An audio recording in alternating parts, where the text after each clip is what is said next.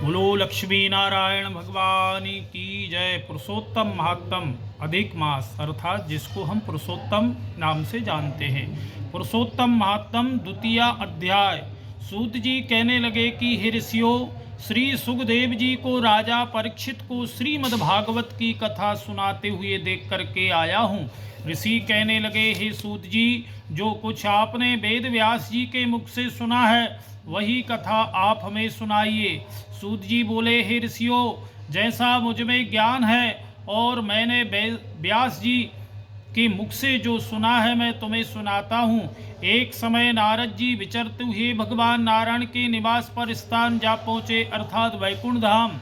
वहाँ पर भगवान के श्री चरणों कमलों में अलकनंदा बह रही थी। वहाँ पर ब्रह्म में मन लगाए जितेंद्रिय निर्मल और तेजोमय ऋषियों को देख करके भगवान ने उनको नमस्कार किया।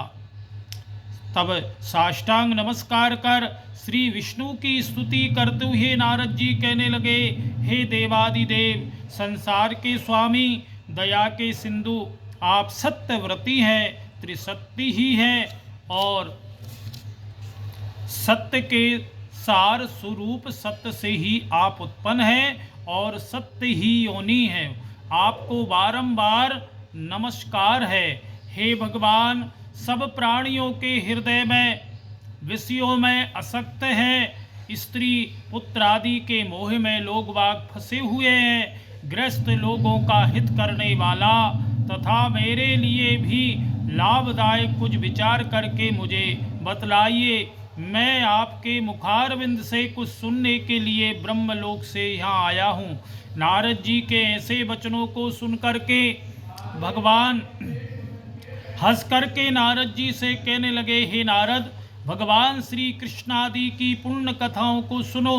हे तात, जगत के विधाता और उसको एक के पल मात्र में नाश करने वाले, उनके कर्मों को कहने वाला पृथ्वी में कौन समर्थ है। हे नारद जी, ऐसी सार युक्त कथा सुन तुम जो जानते हो, परंतु फिर भी दरिद्रता को हरण करने वाला, यश और श्रेष्ठ पुत्रों को देने वाला, मोक्ष देने वाला, शीघ्र सेवन योग ऐसे अद्भुत पुरुषोत्तम मास महत्तम को मैं कहता हूँ।